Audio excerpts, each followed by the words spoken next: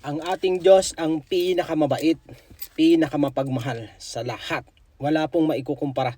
Hindi kayang kong ikumpara ang kanyang pagmamahal at kanyang kabaitan sa atin. Pinakamapagpatawad.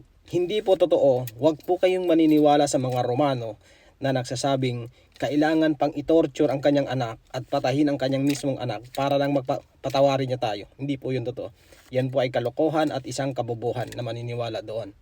Hindi kailangan pumatay ang Diyos, patayin niya yung kanyang anak. Actually, hindi naman niya anak. So, I mean, lahat naman tayo, itinuturing nating anak tayo ng Diyos. Pero tayo po ay alipin lamang ng Diyos.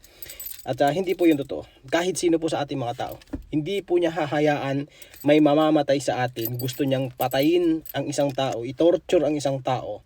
Katulad nung nangyari sa yung kwento ni Jesus sa mga Romano na tinorture muna siya, sinaksak doon sa krus, pinako sa krus, napaka